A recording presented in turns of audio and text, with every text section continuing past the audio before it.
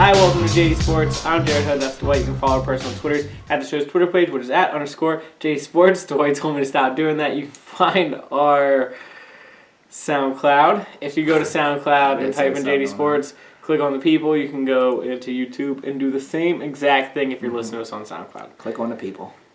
We ain't gonna be saying this next week. I'm just saying. Fly, Eagles, fly. You can come up with an intro. Dwight's gonna do it. I'm wearing the Eagles hoodie.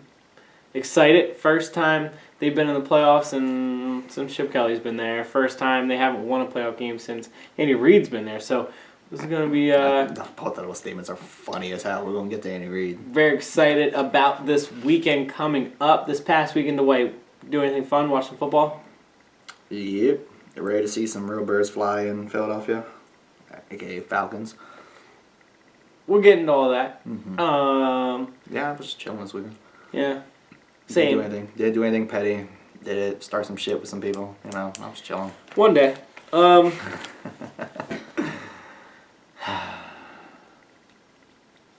Since the show is transparent and Dwight and I like to just BS in the pre-show and never actually get into what we're going to talk about, do you want to talk about the Patriots first? Or do you want to get into... Oh, you went straight to sports. I thought we were talking about something else. All right. What's up? Or do you want to get into the games that happened last week?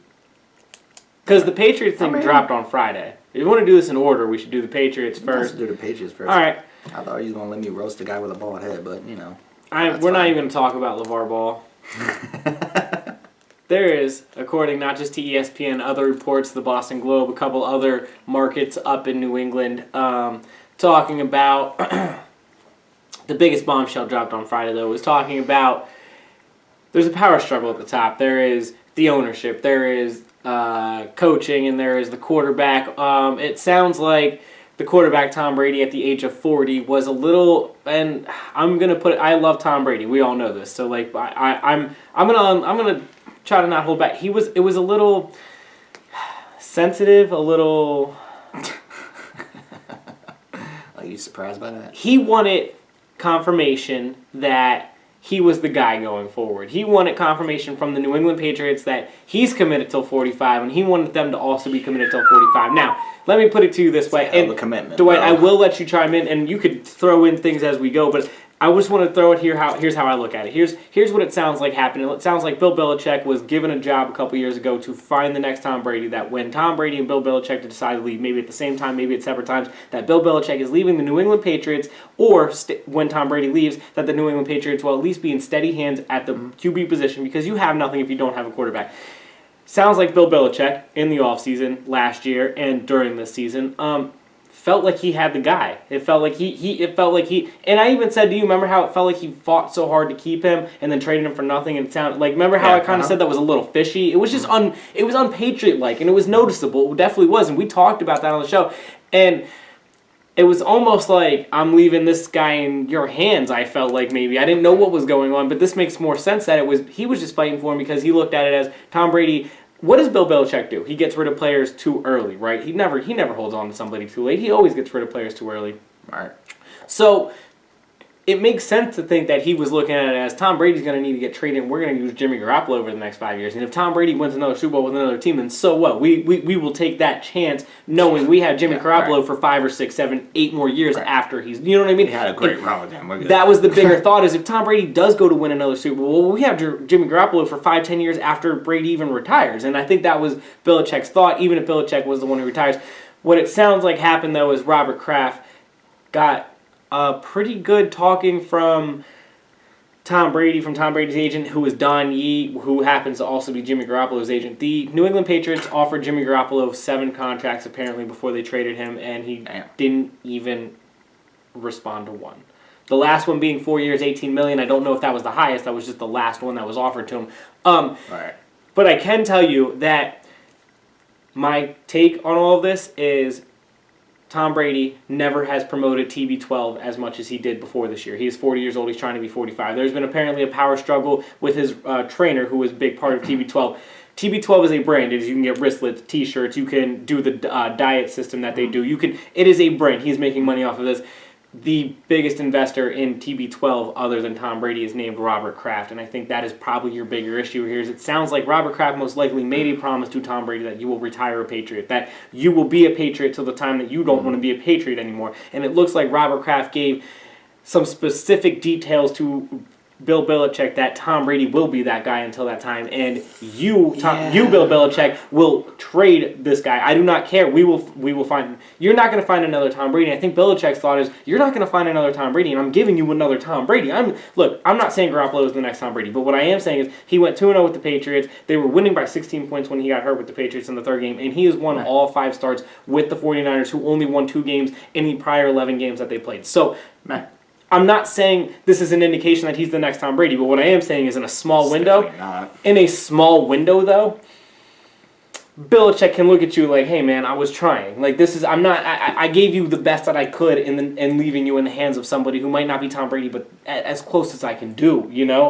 What else was I going to do? Now, if you did it once, you're also Belichick thinking, all right, maybe Belichick just wanted to retire and doesn't want to have to deal with another headache like this for another couple of years. Maybe that's what he's angry about.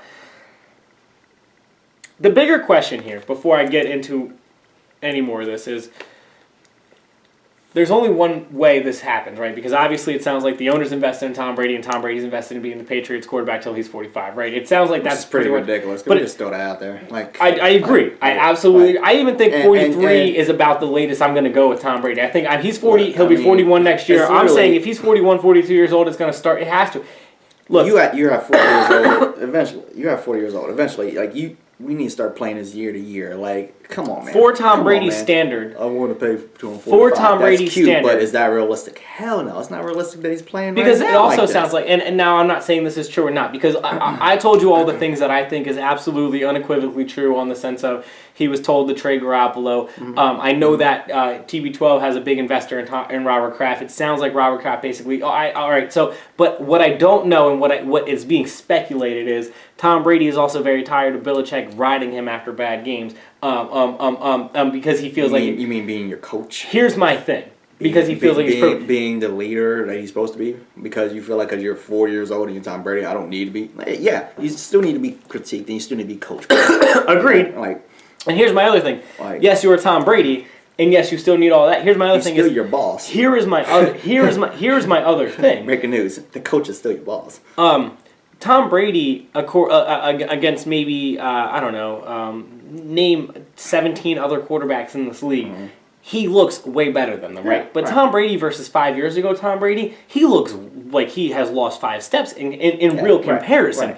So Bill Belichick is going to be harder on him today than he was 5 years ago, on the sense of he's just making more mistakes than he was 5 years ago, on the sense of his arm can't throw it as far as he could 5 years ago. But point being is, it makes sense for him to be more on him now than he might have ever been before. And where I get where Tom Brady's coming from, part of what has made the Patriots so good is that Tom Brady's been able to suppress his own ego and being able to take that whooping in front of everybody. And if you know he's going to do that to Tom Brady, the 5-time champ, then I'm not. So I'm definitely obviously going to fall in line if it happens to me. Where if Tom Brady is now doing this, you're going to start getting another thought process. I don't know if that's true or not. I don't know if Tom Brady really wants Bill Belichick to go easier on him. I'm saying that has also been reported. But if that is, and him being insecure about, look, when they traded Garoppolo, literally the day they traded Garoppolo was it was a Wednesday or a Thursday. They had a game on Sunday and they had no backup quarterback until Saturday. I mean, like they traded him with no plan, and that was that was kind of what got this ball rolling.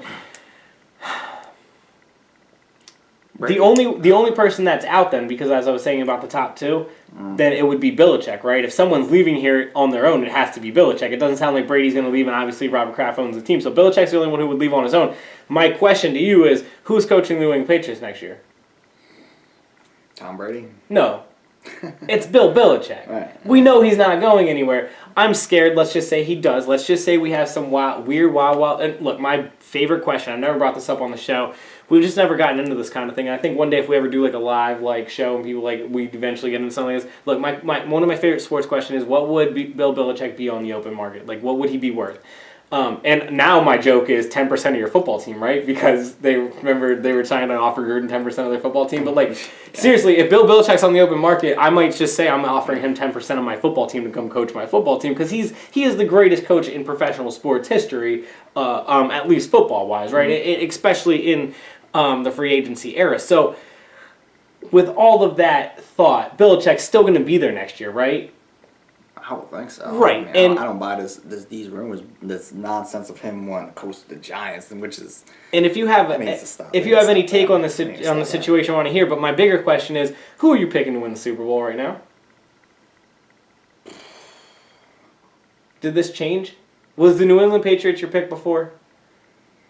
They were my pick before, and let me put it to you this way: I'm not changing my pick, and a lot of people who pick them aren't going to change their pick based on this information. Would you pick one? Okay, but would you change them as the favorites going into this playoffs? Are they the favorites?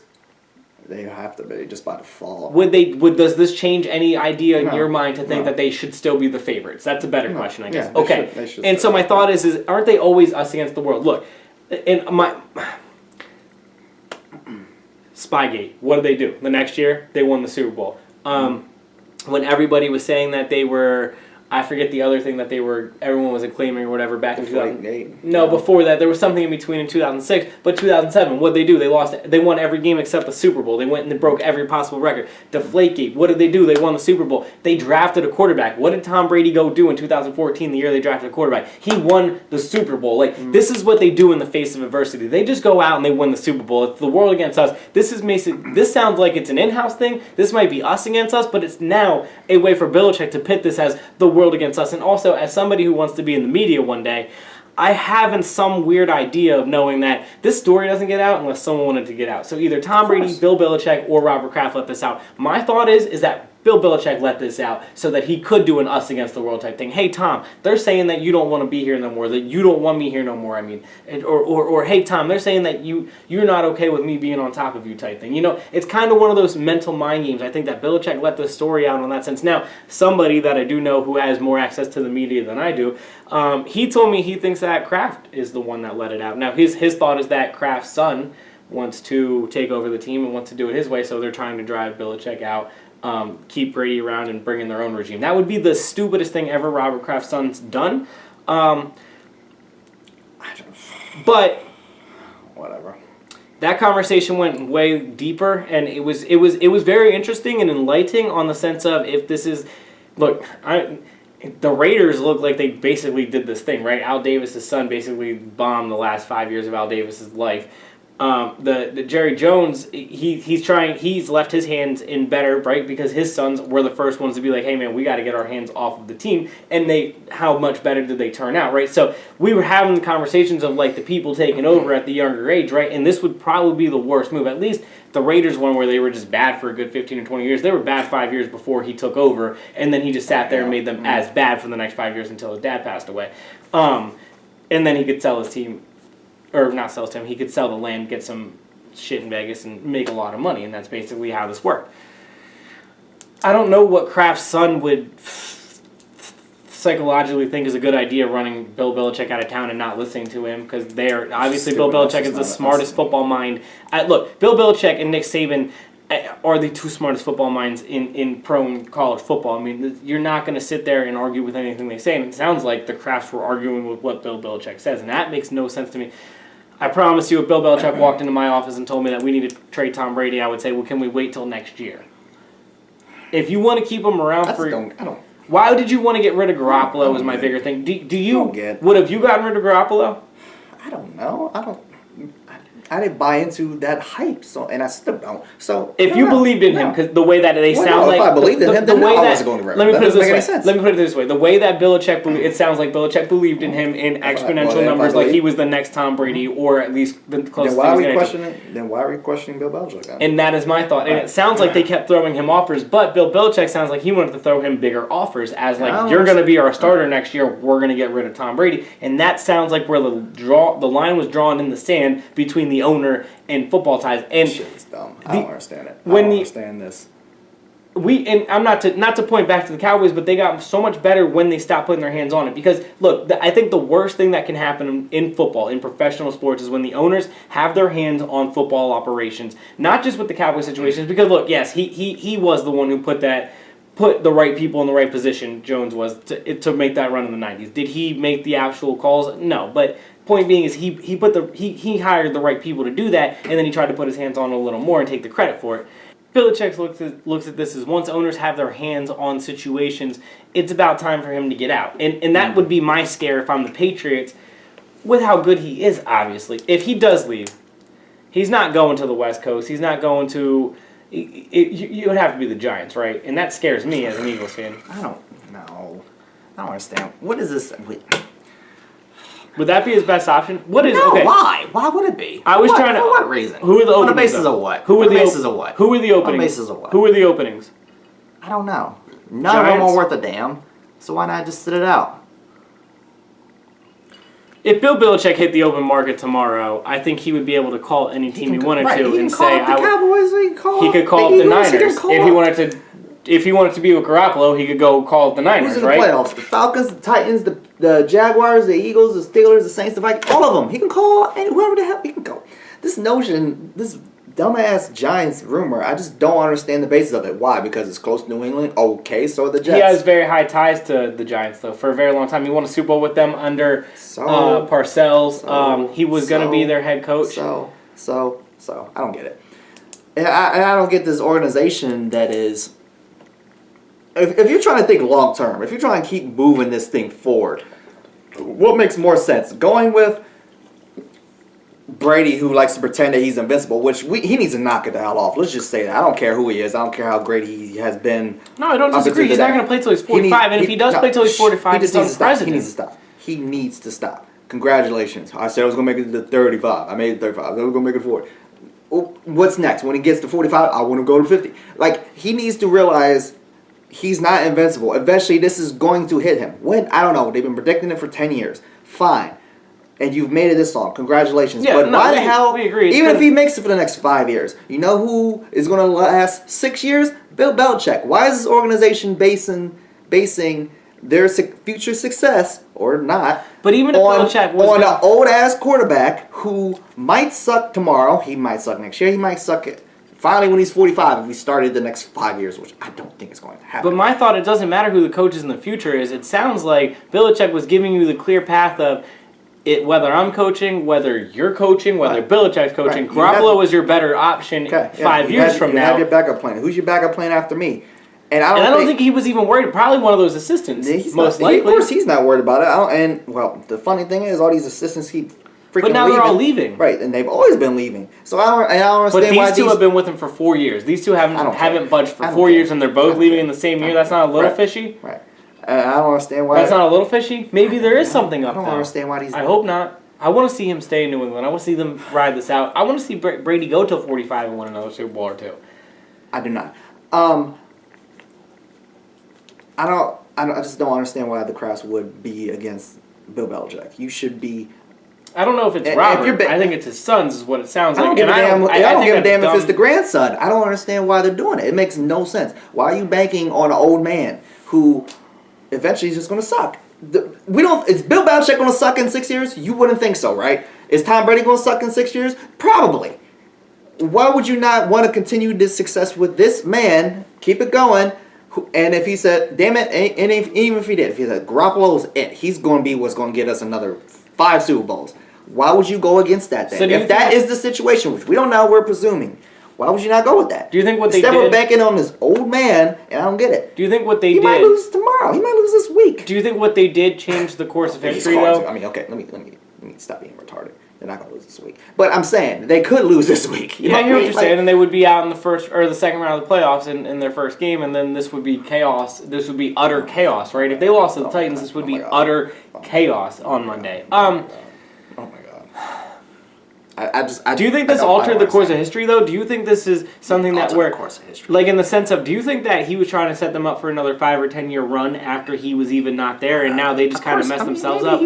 Maybe he was. We'll never know that. Even if Garoppolo's great or if he sucks. What if Garoppolo wins 5 Super Bowl though? Is my point. Not that, I'm not saying he Kobe Bryant's this and does that.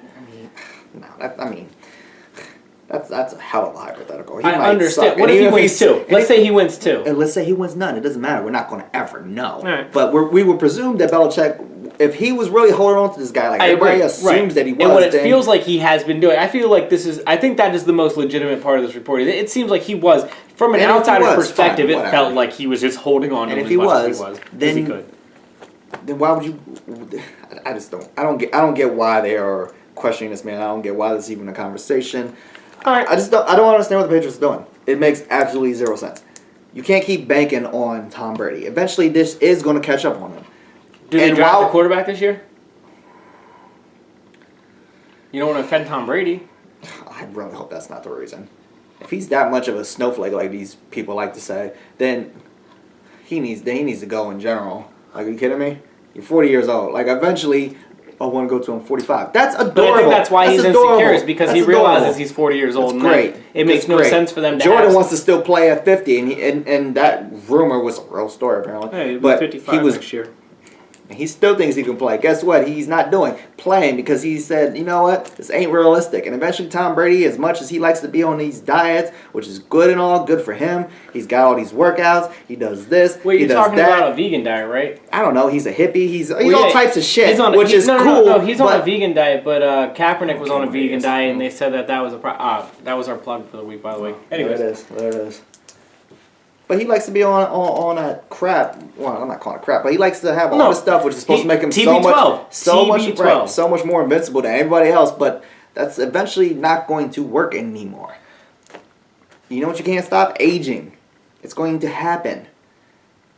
Not saying it's going to happen. I'm not saying like it's going to happen tomorrow. But like I've said, we've been saying for 10 years. All right.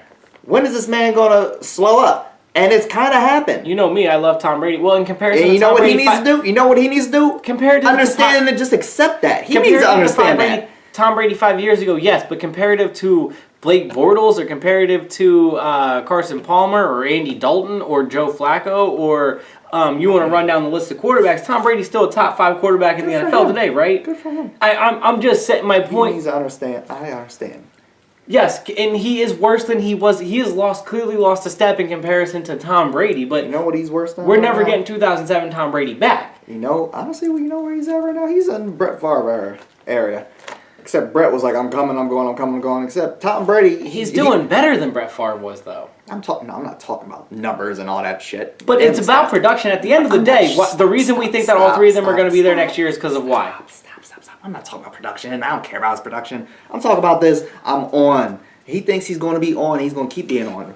Brett Favre was thinking the same thing, except he was more so like, no, you know what, I'm not done. And then, yes, I am. I'm back. And no, I'm not. Yes, I am. Tom Brady, unfortunately, just doesn't seem to know how to be like, you know what? Maybe I should just realize it's going to happen. And it's going to happen, and yes. That's okay. And that's okay. And it's happening. He is slowing up. He had a good year. Oh, yeah, he was MVP. Whatever. He's still not as good as he was. And it's coming. It's happening. People just don't want to accept it because they say he's the MVP this year. But he slowed up. And it's happening. It's okay. The other issue with Tom Brady is it's hard to tell when that's going to be that time where it turns into an absolute drop-off and you just know. It's going to be very hard. And I kind of hope it just happens now. It's going to be hard. The longer this is going, not even just him, but if this story in general just keeps going and this keeps building where you got this constant battle amongst these 3 superpowers. Right. It's just going to get more and more ugly and more frustrating. I'm going to get real tired of hearing about it because I'm already tired of hearing about it. I kind of hope, I don't want to see this man just start sucking, but I mean, I'd almost hope so at this point then. If this is going to keep going this way, if this is what is really happening. Tom Brady, if he wins on Saturday, he'll be the oldest quarterback in the history of the NFL. I really hope they don't go to the Super Bowl now because it's going to be a hell of a He'll be the oldest quarterback in the history of the NFL to win a playoff game. The oldest right now is Bret Favre that year that they lost the Saints in the NFC Championship. Do you know who the second oldest quarterback to win a playoff game is? Probably don't care. Drew Brees. He just did it the other day. Drew Brees is the second oldest quarterback of all time now to win a playoff game. Mazel tov. I kept saying Super Bowl. I meant playoff game, by the way, for everybody. Speaking of Drew Brees in that game, you want to go to the football that happened over the past week instead of these hypotheticals that you and I are... Look, that was good, and I think it was a good segment, but at the end of the day, my point on the production thing is we think all three of them are going to be there next year, yes? Yeah. If I'm trying to put some logic to this, yeah. Right, and so it's kind of like, I don't want to be like, who cares, but if all three of them are going to be there next year, and they're still the Super Bowl favorites this year, and Tom Brady still wins MVP this year, and they still are the best team going into next year, then who cares? Mm-hmm. Football that happened this week, Carolina and New Orleans. We'll start with that because I feel like that was probably the best game of the weekend. I mean, that or the Tennessee, Kansas City was very good, entertaining, but it wasn't as good as football. It was entertaining. Not as good football. No, it was entertaining. Not. Okay. No, it was not. Back to New Orleans. Entertaining for who? I thought it was a fun game.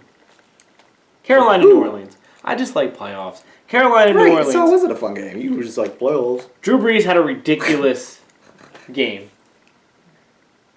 That's what he does. Never doubt the Breezes. No, he looked very good in that one. I picked Carolina. Loser. 21 times has the team who has won the 2 meetings in the regular season played a team that they've beat twice now 14 of those 21 times have they gone on to done the sweep. So they are the 13th team to do that. Cam had one of the best accurate days I've seen him have in a long time. Did not run as much as he usually does. But meh. There was something missing along. It seemed like wide receiver or so. The offensive line as well had some blunders at times, and obviously the big blunders towards the end of the game there. But you can't blame it on one drive. But they were awful on that drive, the offensive line. So were the refs on that. Did you see that where he was out of the pocket? Whatever. It's one play. No, it's one play. I'm not saying that changed, as I just said, a whole drive. He was clearly out of the pocket, but again, there was still nobody around. They had momentum. There was nobody around. They were he threw. I don't know why he was. Well, you throw it out. You're allowed to do that as long as you're out of the pocket. You can throw it wherever you want. He was just throwing it to the ground. But he was pointing to the receiver. But there was my target over there, though. Well, I don't know what he was pointing. I thought he was pointing at the tackle box. I don't know. The part where he threw it out and they called it intentional grounding. Yeah, at the end. He was out of the tackle box. He was pointing at a wide receiver that was 10 yards this way. I don't know why he was pointing at a receiver because he should have been pointing at the tackle box because he was out of the tackle box. He could have thrown that ball straight in the air as long as it went across the line of scrimmage. If he's out of the tackle box, it doesn't matter where it lands. He didn't need a receiver within 1,000 yards of it. These are best officials in the playoffs. So they were horrible, not just in that game. They were horrible all weekend. Not just that play, and that play didn't determine the game. They had a lot of momentum. That play definitely killed their momentum on that particular drive at the end of the game. But at the same time, they killed their own momentum multiple times throughout that game earlier. So their defense couldn't make a stop anywhere from the second to right in the beginning of the fourth quarter as well. It seemed like the Saints just kind of chug. Next thing you know, it was a 2-score game, and Carolina just seems like they were playing catch-up the whole time. Cam... You're not going to win a shootout with Drew Brees when you're Cam Newton. Also, Cam having to run, it was almost like every time it was 3rd and short, you knew they were going to either run it on 3rd and short with Cam or 4th down. They were just going to obviously give it to Cam, and it just became one of those things where it was like they have to go deep. They eventually did go deep, and Cam hit the receiver, but it was so predictable what they were doing 3rd and short. It got bad in the middle of that game. Fourth quarter they did a pretty good job mixing up, but it sounds like they fired their offense coordinator and hired their head coach. Got it. Whatever. I guess we should expect Cam to do the same thing. Is he going to pass next year or is he not going to pass? I just need clarity, Coach. And that's the thing. Riverboat, can we get some clarity, Riverboat? Is he gonna? We both is know he gonna pass next year? Or is he not? I'm not the biggest Ron Rivera fan. Supposedly this year he wasn't going to, but then he did. He still led his team in rushing.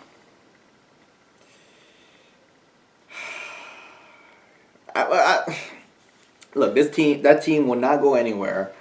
No, Cam was a quarterback. That's not what I'm gonna say. But I know, but that's what some people would say. But Cam has nothing to do with it. stop getting rid of his weapons. Actually get him some weapons and let him keep said weapons. Get him some help, offensive line as well.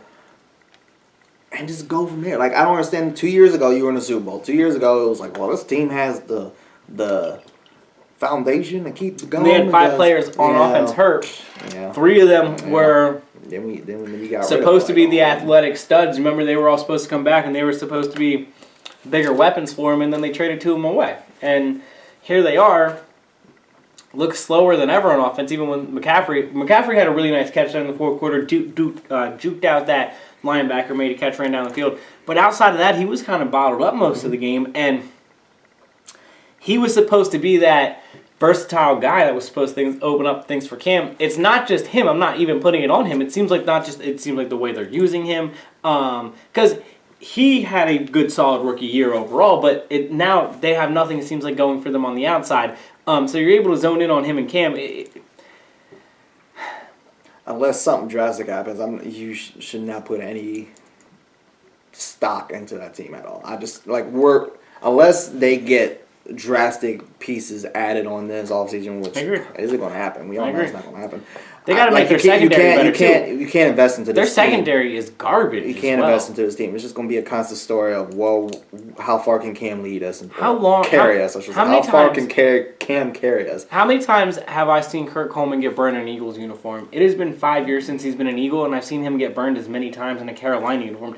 When are people going to learn? When was Ron Rivera, who was his coach in Philadelphia, going to learn that Kurt Coleman is not a starting NFL safety? I mean, he got absolutely destroyed in that game the other day. He was getting looked off by Drew Brees on every other play. He was so out of position on 2 of those touchdowns, it wasn't even funny. But it's Drew Brees. What do you want? It's Kurt Coleman. What do you want, is what I would have said. But you're right. And that's the thing. If you have a veteran guy like Drew Brees, he's going to cut people like Kurt Coleman up all day. Oh, yeah. And what does Shaq call it? Barbecue chicken? All day. All day.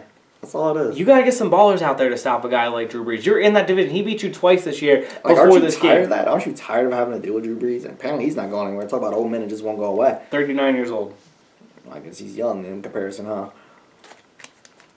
The Saints did what they were supposed to do. I didn't like the fact that when it was 4th down. We were about to just go about this conversation because I was not going to allow this to slide. I like Sean Payton. I like Drew Brees. I think Sean Payton's a little overrated, but not too overrated. Listen. So were you okay with them going on 4th down? Dwight, that was the dumbest move I've ever seen in a football game. I don't even know why I went to 4th down. 3rd down, I was mad. I was mad too on 3rd down, but okay. But you know what? I don't even play calling particular play. If you're going to talk run, pass, whatever you call in the play, I have my agreements and disagreements, but I'm not going to sit here and tell an NFL play caller that they did something right or wrong because I'm not in that situation. What I will tell you, though... But you're going to anyway. On 4th down, punt or not, that was the dumbest decision I've ever seen in a football game. And then you just did what you said you don't do. 3rd and 4th down, both. I was like, Drew Brees, keep it in his hands. This is your star player. No, I agree. This is the man. I would have done that as well. What did they do? They handed the ball off and I was like, to a guy who also, not even to Ingram, had more yards than Chimera, and they handed off to Chimera, who only had 6 yards in the game at that point. Right. And that was 3rd down. And then 4th down happened. And you know what? I wasn't even mad that they weren't going for it. I was like, yeah, go for it. I thought that was the dumbest thing I've ever seen in a football game. And I said, you know what? It's 4th down. You know what? Breeze, put it in Breeze's hands. He's going to do this because he already did it in that drive alone. I said he's going to do it. You keep it in his hands. He's going to figure it out against that secondary. Are you kidding me? I said no. Good, go for it. All right. Then he awkwardly called a timeout, which I was like, oh, what? What? Then you see Drew Brees. You see when he went to the sideline, and coach said, "Why did you go for it?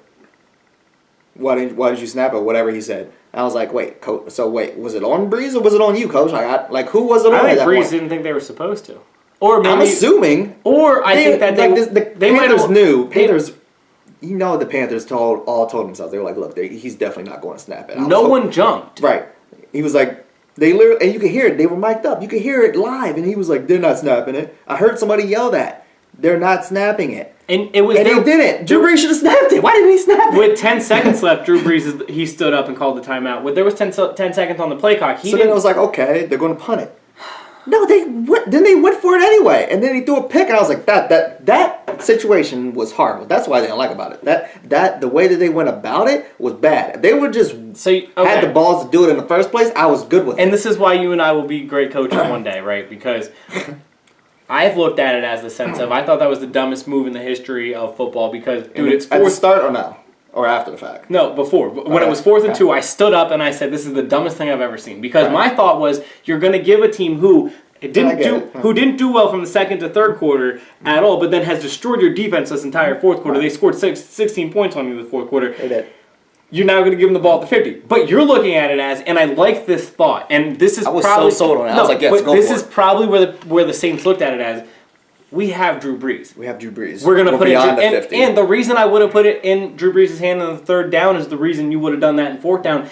And maybe that's why they ran the ball on third down, because they were going to do what we were thinking they should do on third down. Before the timeout, that's what they should have done. You're absolutely right, though, on the sense of that was their thought. Now, I don't look at it as bad of a thought now. Now I don't look at it as the dumbest move in the history of football, but I still don't like the call. Everything looks good when it still works out, but it was still... If it would have worked out... No, what I'm saying, if it would have worked out and they got the first down, I still had the plan on coming on here saying I don't like that call in any way, shape, or form. Mm-hmm. But it worked out in the sense of they won the game. As a coach, I always take the points and I punt. Look, they had 0 timeouts left. That was my other thought. Is that the Panthers had 0 timeouts left. Right. But my thought was, do you ever trust 2 minutes? I don't care how good the defense was this year. Do you ever trust the Saints defense, or do you trust Drew Brees? No, you're absolutely right. No, you're absolutely right. And Drew Brees has already torched him. I was like, that's easy. First down. He's so getting that. Right. He's so getting that. And then the awkward timeout, and then they went for it anyway, and then he threw a pick. I was like, that was just stupid. I was like, you know what? By the way, I was like, that was just bad. That whole thing was just bad. And we'll get into another situation with catch and no catch, but was that an interception and catch? He didn't come down with it, and they didn't even review it. My bigger thought is, and we talked about this last week. You talk about the Carolina interception? Yes, at the end. Yeah, right. My bigger thought, and we talked about this last week. I mean, first instinct, I was like, yeah, that's definitely... You spent the entire season trying to convince us what a catch and what a catch isn't. You spend the entire season nitpicking at replay on what a catch and what a catch isn't, and you didn't even have the nerve to replay this under 2 minutes? I did it. You didn't even replay. Like, my thought is, okay, I'm going to give it to you. If they literally replayed it and came back and told me it was a catch, I would be more accepting of them replaying it, telling me what I thought wasn't a catch, and then I would move on. But my bigger thought is you spent all year trying to convince me that you know what a catch and what a catch is, even though they don't. And they spent even more time under the replay booth trying to convince themselves it was a catch or not. And then they wasted nobody's time. Yes, I'm going to call it an interception. Run on the field. Cam Newton literally ran on the field. All turnovers were reviewed. And it was under 2 minutes. Like, this is the greatest part about this. All turnovers are reviewed, and it was under 2 minutes. This entire situation was on the NFL, and they just botched it. They botched it. Kind of like how they botched the Cam situation, right? Where he went out with how all year we've been talking about concussions and health and stuff, and Cam Newton just... falls to the ground, says he got poked in the eye, and that was it. I did not... Okay. I was listening to sports radio on the way to work, and I did not know the fine detail of how he said he was poked in the eye. He told the trainer. I was like, wait, did he get is he concussed? Like maybe he's wobbly. Okay, time out. He needed somebody to help him get from. He needed somebody to help him. Time out. Cam, you got poked in the eye, bro. And you walked. First of all, you were like 5 yards. Not even. You were like 5 yards away from the sideline. You could have just get there. Hold on. Can I add a point to this? No. Can I add a point to this? Okay. He wears a visor. Oh my god. On top. I love Cam. He's my favorite player. Like I do. He didn't get poked in the eye. He got hit right across the head. Okay. Let's just say he got poked in the eye. He got hit right in the head. Right. You got poked in the eye, bro, and that made you just fall to the ground. Let me tell you what, when I poke myself in the eye, Ron Rivera? The first thing that happens when I poke myself in the eye, damn, I need to go to the floor. Did you hear what Ron Rivera said of why Cam went to the ground? No. He said that we were shouting from the sideline, told him to go to the ground so we can get some warm-up snaps for Derek Anderson so we could toss the ball around a little bit for 30 seconds. That was, swear to you, that is his exact quote in... Okay, well, I'm not mad at him for that, but I mean, he's right, but really? Like, okay, if you go to the ground, you know what that is? What's that called? Concussion protocol? But he said it was his eye when they ran out in the field, so they're not going to... But you went to the ground. Look, my thought is... But you went to the ground. That is the protocol. You went to the ground.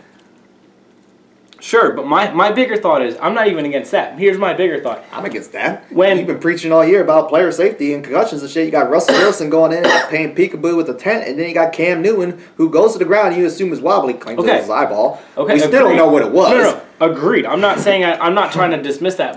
What I'm trying to say is there needs to be somebody on the sideline that says, okay, he told you he got poked in the eye. Well, while you're in that tent checking his eye, check him for a concussion. He's not going back in until you do that. Like there needs to, but it needs to not be an NFL issued person. It needs to not be a Carolina Panthers issued person. It needs to be a doctor being paid by a separate entity, which is the NFL Players Association. Need to get together, pay a doctors and separate entity to say they cannot get past that doctor until they get on the field, because this is becoming obviously. Look, Cam Newton didn't get checked out for a concussion because he was just not concussed enough to say I got poked in the eye, not hit in the head. I got poked in the eye. Look, I like Cam Newton. I want to see Cam Newton 20 years from now walk. You know what I mean? Like I want to see him not being depressed from CTE. You know what? He's never going to get checked out for this concussion unless he goes on his own this week, because he claimed that he got poked in the eye because he wanted to finish that football game, and I get how important that football game is to him at that time, but... And I'm not mad at him for that. I'm not even mad at the coaching staff for any of that. If they were telling him to get down, I agree. I'm mad at this league situation. I'm mad at these doctor situations. If this is the protocol, then they need to roll with that and stop playing this, well, we're on the fence type shit. Well, he said this, so we're going to go with this. No. If there's a protocol, you that's why it's called a protocol. You follow the rules and regulations that you put forth, and you go with that. Don't give me this poked in the eye. Not like, we're on the same side. I don't get it. Like I said, I'm cool. I'm good. Well, I'm accepting the players wanting to play. That's fine. I'm accepting the coach saying, it's a playoff game. You better get back out there. Right, like, yes. That's fine. That's and the culture of this. That's their job. But there needs to be a separate guy then, like I said, that's saying, no. And supposedly there is one, but apparently there isn't. But he's hired by the NFL.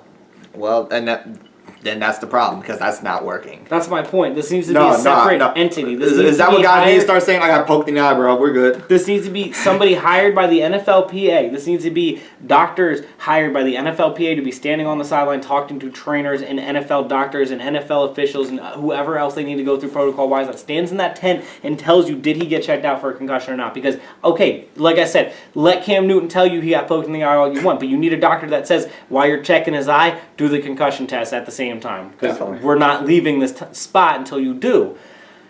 Definitely, it's for your own good. It's for our own good. Like, instead, it's a mockery yet again, and here we are. I don't get it. Inconsistent. Referees need to get together. The league needs to get together on all of that. Figure out what a catch is. Figure out what a concussion is, and maybe we can move forward. Speaking of catches. I don't know what that is, so I mean. Another entertaining game, even though you didn't think it was. It was not. Tennessee, Kansas City. Our Titans. Bro, I tweeted out on our show that one of us was going to be winless after the Carolina and New Orleans game, completely forgetting the fact that the Jacksonville game even existed. Yeah, we'll get to the Jacksonville game. Right. Tennessee, Kansas City. I mean, that's kind of the same boat, so. But I want to talk about how we're tightening up. How our Tennessee Titans are moving on to the next round, man. What's up, Tony?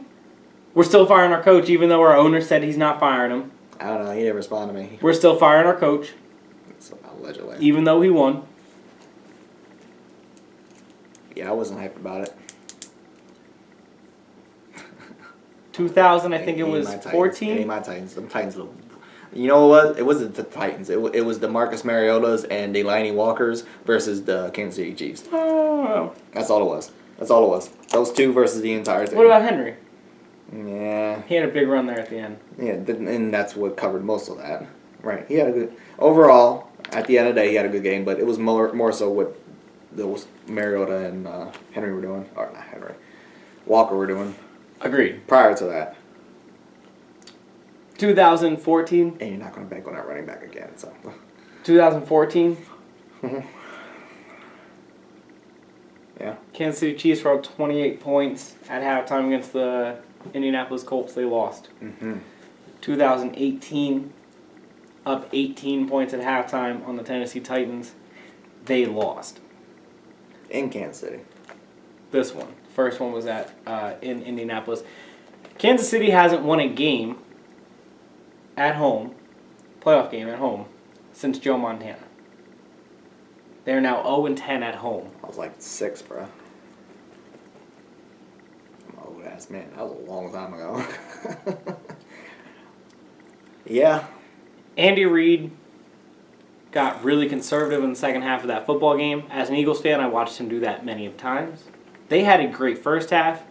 For some reason, it sounds like off of Alex Smith's best season, he might not be their quarterback next year. That's dumb. They want to go deep. They want versatile. They want somebody who's not going to throw it down. Look, Alex Smith had 21 completions in that football game. I mean, Mariota had 23, but Alex Smith had 21 completions. Like he had a good game. 230 plus yards. He didn't throw a touchdown to himself like Mariota did. So we're going to give up the quarterback and we're not going to question the coach at all? It's what I'm wondering. I think that neither of them need to get questioned, considering neither of them have nothing to do with the defense. The one thing Andy Reid has always done very well has left his defense to other people. Now, Andy Reid needs to get talked to about going conservative in the second half, because if you put your foot on the pedal and you come out in the second half when you were up 21-3 going into halftime, when you come out in the second half, all you need, literally, if they score one more touchdown, they win that football game. If they score another field goal, they win that football game. There was 3 drops by Tyreek Hill in the second half. He had 2 drops the entire season. So you can't blame that on Andy Reid or Alex Smith. No. There was a missed field goal. Their field goal kicker hasn't missed a kick since, I think, week 4. So, again, not like what's going on in Kansas City. These kind of things are falling apart. That happens. It's part of football. And so is Andy Reid losing playoff games. Right, and that was just going to say, but at some point it starts to stop being, all right, well, in this game this happened, all right, in this game this happened. At some point you start to look at the trend of he wins a game in the playoffs but then loses the next one usually, especially since in Philadelphia he hasn't won more than one game in the playoffs a season. I'm not saying you fire Andy because this has been the best run of Chiefs that the Chiefs had in a very long time, but because it was the same thing with the Eagles, where the Eagles at least he was going to NFC Championships, making it to the Super Bowl, and that was the best run they've ever had. I mean, ever as a franchise. This is, you're just making it to the first round and losing in the first or second round every single year. I mean, this is the second year in a row they lost at home. This is the third time under Andy Reid they lost at home. This is the 5th consecutive year that they have lost before the AFC Championship. Right. I think it's time to start questioning him. Absolutely. This is the third year that they won, 3rd out of 5 years that they won their division and didn't even make it to the NFC. They were undefeated 11 weeks into the season or 10 weeks into the season and still had to play the wild card weekend. Right. They didn't even make it past the wild card weekend. There is something there. I think it's time to start questioning this man. I'm not saying it's time to fire this man, but I think that's also why he might be making the quarterback switch, because I think he looks at it as I can't go down with Alex Smith. Now, I'm not saying it's right. I'm not saying it's fair. I'm not saying it's okay. I'm saying it's time to start questioning Andy Reid. I think his perspective is, instead of them questioning me, if I get rid of Alex Smith, then this is going to be his one shot, Mahomes. I think Andy Reid has this barrier, or this protective barrier that we've given him, and I've given him as well, because he is a good coach. He's a good coach. He should deserves the respect, but that's great. But you know what? He's not bulletproof. That's how it's. He's not Saban. He's not Belichick. He's not. No, I would be. We got this barrier around him.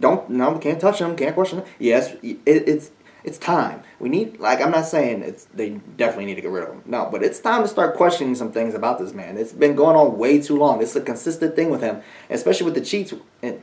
With the Chiefs, where it's been in and out, in and out, in and out. When you win whatever it was 10 in a row, and you lose whatever it was, then he won 4. They lost 4. Right, that whole thing. That's a mess. And at some point, they beat the Giants by 2 points in one of those. At some point, it is you. That Eagles team is not this Chiefs team. You are the common denominator of all this. So it must be you. That Eagles team was a little. Schottenheimer was the same situation, wasn't he? When he was with, who was it? Was it at San Diego? Yeah. It was the same situation. Yeah, and Philip Rivers tore his ACL and played on a torn ACL in the AFC Championship, and they lost. Yeah, right. Yeah, and you can bank on certain aspects of their coaching, and they're going to get you so far. But that is going to be it. If you're good with that, I guess that's okay. But I don't think the Chiefs should be good with that at this point. I feel like their time is kind of starting to fade. Well, I was just gonna say the Chiefs are in a particular situation where getting rid of Andy might not be the worst thing if he doesn't succeed in the next 2 years, because you look at it in the sense of if he does get rid of Alex Smith, then you are looking at it as if he can't win early with this quarterback, then we got to go find a coach that we think can win with this quarterback, because now we have a team that obviously around that quarterback can do well. I don't know about that quarterback in particular, but obviously they believe in him as an organization, or else they wouldn't trade as much away that they did for him. So you are stuck with him for another 3 to 5 years no matter what. Andy, in the next 2 years, needs to prove that he can be the guy that at least gets you to a Super Bowl with him, or else... He needs to at least get to a championship game. Or else I'm with you. No, I'm saying, but in the next 2 years, even if they don't get to a championship game, somehow, some way, I'm not saying I know the way or the formula, maybe that is the threshold that they get to an AFC championship game and lose, but there needs to be somehow, some way where you prove, as Andy Reid, that I can lead this quarterback and this team to a championship in the next X amount of years, or they do need to start looking to move on, because Mahomes... You only have a 5-year window with him before it starts to become, all right, is he good enough? And if he is good enough, does he stay with us? And a lot of other things just start rolling downhill after that. So you have your little window with Andy, but they're also going to have their little out if they do get rid of Alex Smith. And maybe that's part of them as an organization moving on from Alex Smith. I don't know. Look, even if Andy got fired tomorrow, he's going to have a job. The next day, he would have a job, yeah. Right. Absolutely. And as he should. But I'm just saying. He is a good coach. We both agree on that. Right. And... But it was time in Philadelphia. It was time in Philadelphia team. For him to go somewhere new. And he went somewhere new, and he's been in the playoffs every single year with that new team. And that's great. And any scrub team would be happy to have him. Hell, I'll be happy to have him in Dallas. But I would also just need to understand, like, there's some limitations to how good you and how far you're going to go with this man. And that's just been his proven history. And until that's proven otherwise, outside of one trip to the Super Bowl, I'm not saying he needs to go to the Super Bowl every year. But no, I hear what you're saying, but that's the one thing Andy has always lacked, has been that little cutthroat. He will get you down, but he won't kick you to death. And frankly, unfortunately, that one trip to the Super Bowl, I feel like, is kind of what has been saving him, because we keep saying, well, he can do it now, but it just has not happened. And at this point, he I don't had think a lot of success with that Eagles team. He did when he shouldn't have, and that was the thing. Is it was very early. Those first 3 runs, like the before T.O. got there, every single team that went to the NFC Championship, even though they were favored in the NFC in 2 of those, they had no business being that good, and that was what he lived off of for another 5 years in Philadelphia. And maybe that's not okay. Maybe, and that's not okay. I think that's why I'm saying it's time to start questioning some things. We can't keep harping on, well, he was good for 5 minutes here. Well, that's great. Back to Tennessee real quick, because I agree. I think we covered Andy as much as we can here. You said about Henry can't be that guy going forward. I agree. You're going to need DeMarco Murray to come back healthy, because I think Henry and DeMarco Murray combined can be that guy, be the 2 guys that you need. Henry had a good game, and Henry wears you down to the point where in the fourth quarter you don't really want to tackle him anymore, and that's the point of Derrick Henry. I get that, but if you have Murray and Henry, he's a little fresher in the fourth. You definitely don't want to tackle him in the fourth quarter when you have both of them going. He runs another run like that, but they're going to need him. They're going to need Murray, I agree with you, to beat the Patriots. But I think they need both Murray and Henry. I don't think it's a one-man thing. I don't think they just need Murray or just need Henry. I think they need both of these guys. Probably. I just didn't like... I don't like anything that I saw out of Tennessee, especially offensively. It was they couldn't move the ball at all until the fourth quarter. They couldn't do anything. It was, like you said, Mariota. I mean, it was the Mariota show. That first touchdown drive in the third quarter where he caught the ball off himself, that entire drive until that play was already a Mariota-only drive. Right. It was literally him. He was throwing it to one receiver. Who was he going to throw it to? The tight end. He was throwing it to one guy over and over. And I eventually they would double him out. I legit was like, just triple this man at this point. And that's when finally they started running the ball. But I was like, no, just literally put 3 guys on this tight end. He's not getting the ball to anybody else. Who's Eric Decker? I don't know who that is. Dropped 3 passes. Caught 1 touchdown, but dropped 3 passes. 1 on third down. That one catch was the first catch of the year. I haven't heard of this man all year. He was garbage. I would know. I drafted him. And then I had to cut him like 4 weeks in because I realized, this really isn't going anywhere. He didn't do anything. They don't have any. He has no weapons outside of his tight end. Mariota was running around. Mariota was exposed. How about Mariota's block at the end of the game, too, to spring his? Yeah, that was awesome. Again, it was Mariota. And that was a good block. But again, it was the story of what is Mariota going to do for us? You're not going to do that against the Patriots. Marcus Mariota is not going to carry an entire franchise past anybody named the New England Patriots. No, not a 55-year-old Tom Brady. It's not happening. I have no faith in Tennessee. Sorry, Tony. The last going to die this week. The last of the 3 entertaining games. Atlanta went to LA. Yeah. This was entertaining? Oh, okay. This man has a weird definition of entertaining.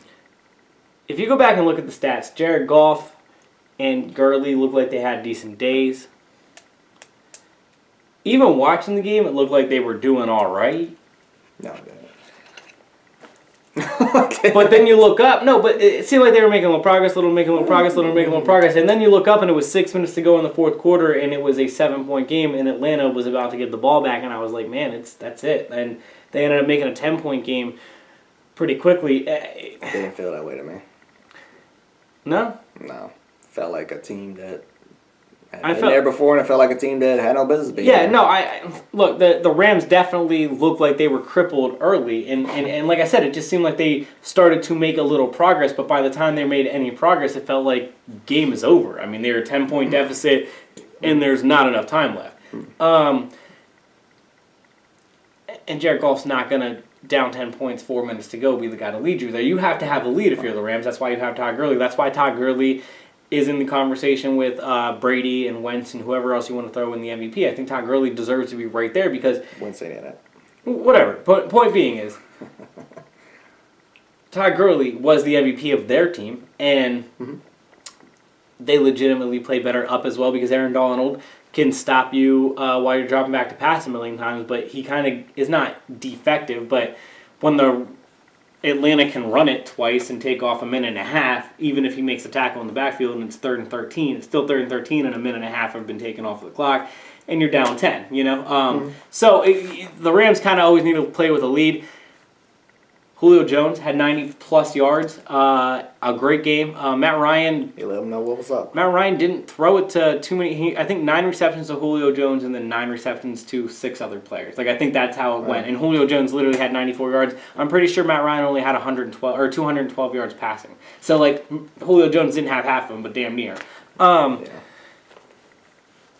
They ran the ball for, I think, like 112 yards as a team. Like, they did what they were supposed to. As you said, it looked like a team that's been there before versus a team that hasn't. That's all it was to me, really. Like, I really don't even have anything else to say about it. Like, to me, it was just... It literally was Atlanta saying, yeah, we got this. And from the start, announce that they are here? From the start, it felt that way. Did LA announce, though, like this season that they are here? Like on a retrospective of the Los Angeles, we just talked about Kansas City pretty in-depth and how we're a little confused about what they're going to really do going forward. Is Andy going to be the guy? We know who the coach, quarterback, running back, and defense is going to be in LA for the next 10 years, 5 years. I'm not going to be one of these people saying, let's jump on the Rams in for next year. That's what I'm asking. I'm not going to be that guy. I won't be that guy. Because last year, I mean, they had all that but the coach, and what were they? A whole lot of nothing. I'm not even saying that. I would say the reason I might not jump on that yet is because if you get a good quarterback coach in Arizona, they have a lot of good weapons around them there. You look at Seattle, already has a good quarterback coach. I'll give you Seattle. I'm not giving you Arizona. San Francisco has to build, but we don't know. They might have found a quarterback. We'll see. They have to build. They have to build talent around. There's too many question marks. And no, I'm not ready to bank on the Rams. I mean, unfortunately for me, I bet my life on that last week, and here I am, RIP me. But no, I wouldn't say everybody jump on the Rams. Let's all pick them to go next year. No, let's wait and see. They're gonna have if they're back in the same spot next year. At least they will have that experience or whatever. So they'll at least be able to say, we've been here, we know what to do, we know what we need to do, we're going to prepare better. Yeah. So then we'll wait and see if it even gets to that point. But they definitely looked underwhelmed in the situation, and honestly, I'm kind of disappointed in ourselves that we didn't even mention that. We should have called that. It should have been obvious. It really should have been. We banked too much onto the season, and we say every year, it means absolutely nothing until we get to the playoffs. Because of quarterbacks. And it's a brand new season. And I always say to myself, quarterbacks. Quarterback, though. But I always say quarterbacks. This past weekend, Matt Ryan, Drew Brees, Marcus Mariota, but Alex Smith was the other quarterback. All the better quarterbacks won. Well, Blake Bortles and Tyrod Taylor. Garbage and trash. I mean, there's no difference. Alex Smith sadly lost this weekend, and one of those two got to move on. The better quarterbacks won this week. Blake Bortles is the 70th best quarterback in the NFL. Compared to Tyrod Taylor? Tyrod Taylor might be the 71st. I don't know. That's what I'm saying. The better quarterbacks won. Tyrod Taylor is better overall, but Allegedly. on Sunday he was not better. No. Speaking of that game. The good game. The reason I said he was the 70th is because there's a guy, Chris Sims, Phil Sims' son, works for Bleacher Report, and he jokingly said he ranks him 70th. Okay? He also made a legit argument that I laughed at before the season, and that I'm going to be honest with you, after watching the game on Sunday, I'm not saying I believe it, but I think it's more to be true than I ever would have gave it credit for. He, before the season, was arguing that Jacksonville has the best roster in the NFL despite Blake Bortles. Like, if anybody else was on there, it was basically, if you had 20 other quarterbacks on their team, not all 32, but if you had the 20 best quarterbacks in the NFL start for Jacksonville, he was trying to make a claim that Jacksonville would win the Super Bowl. Good for him. Do you think that's accurate? Because I was watching that game the other day, and Blake Bortles, literally, they're running a high school offense right now. He can't throw it from here to the camera if the camera was open and hit it. He was running more than he was passing on Sunday. He ain't Mike Vick. It wasn't a good thing. That was my point. I honestly think that Chris Sims has a good point. I think that if 20 other quarterbacks were on that team, I don't know if they're the best team in football. I don't know if they go and win the Super Bowl. It could be the Patriots. I mean, they're definitely better off because Blake Bortles is trash. Point being is, I think they're as good as New England and Pittsburgh, though, roster-wise. I'm saying talent-wise. I'm not saying coaching. I'm not saying if we go into a big boy football game, do they show up that way? And you would still pick New England, so... Right. I was saying talent. I'm saying based on pure talent. So based on talent, who would you pick then? Based on talent? Then, yeah. Who has more talent? I think Jacksonville might have more talent than those teams. No, but who would you pick in that game then? In a game? No, New England all day. They're better coached. They're more oiled machine. That's what I'm saying. It doesn't come down to talent. I was saying he makes more of a case than I would have ever have thought, though. Well, considering how much Blake Bortles sucks, did he really say anything? But Blake Bortles is worse than I ever thought he could be. That game on Sunday. Why? Why? Because for 2 or 3 weeks he was good or okay. And everybody was still saying he was trash. It seems like it's worse than it was going into the season, though. At least before the season, he wasn't afraid to throw the interception. Now he's afraid to even throw the interception. He won't even throw the ball. I don't think anybody... is he the quarterback next year? Because I don't think he is. I really don't think he is. No. I don't think the coach believes in him. I don't think any of the players like him. I don't think anybody... If Jimmy Garoppolo is a free agent, then Jimmy Garoppolo might go there. Do they draft a quarterback? What do they do? How do you handle that situation? I don't know. Pick up Alex Smith. Pick up Alex Smith. That's a really good idea. I'm not joking. I'm kind of serious. Right now, JD Sports. If he's available, would you not want to pick him up? No, I'm 1,000%. JD Sports, you heard it first. We are going to endorse this. Alex Smith to the Jaguars next year. Damn. That'd be so much better. They still might suck, but it'll be so much better. I think they have a better chance of beating Pittsburgh and New England if they have Alex Smith by far. Oh yeah, I'd still pick Pittsburgh, but you know. Agreed, but you wouldn't be shocked, right? There is talent in Jacksonville. That is the bigger thing. Is Jacksonville's not the team to be laughed at. They're winning despite of their quarterback right now, and that's impressive considering where they were 3 years ago, 4 years ago. The only thing I also want first, Alex Smith, the Jaguars. The only thing else I want to say about that game, because we don't have anything else to say about the game, right? There's 2 things I want to say. 2 real fast things. You care? Shout out LaShawn McCoy. He was supposed to be hurt. Just did what LaShawn McCoy always does. Scored a touchdown. Had over 150 plus total purpose yards. Had a great game. I'm very hard on him. I knock him a lot. He played at my rival high school. I wasn't the biggest fan of him when he was in college. I rooted for him because he was an Eagle. But I'm usually really hard on him. So I want to give him props when he deserves his props. He deserves props for what he did. He came back out of injury. Had a great game. I hope he tipped well. Other thing I wanted to say. I only said it because I know people he actually served. No, same, bro. I've heard the stories. We grew up in the same area, all 3 of us, and he doesn't have the best reputation. That's why I want to do that, because I'm usually really hard on him. Even now he doesn't. I'm usually really hard on him he doesn't. for reasons of that. Even now he doesn't. I know. He still comes home, and I still know people that serve him. He still got that way, and he got money. Like, how you gonna act that way, bro? Bum. Anyway. The NFL spent all year trying to convince me on what a catch was and what a catch wasn't. Mm-hmm. The touchdown in the Jacksonville game, by definition of their rule, it was not a catch, but they reviewed it and called it a catch. At least they reviewed it, I guess. Yeah. And the interception by Jalen Ramsey at the end of the game was not an interception. Not saying Nathan Peterman leads the Buffalo Bills to some crazy touchdown, and they go on to overtime, and Nathan Peterman leads them to another touchdown, and they win the game by any stretch of the imagination. But I still don't want to see the ball get taken away in that sense when he didn't, by definition of their rule, he didn't catch that football. That's all I had to say. I'm tired of the NFL trying to convince me that they care about catches, that they want to review things, and then they just blundered this entire. This is the wild card weekend.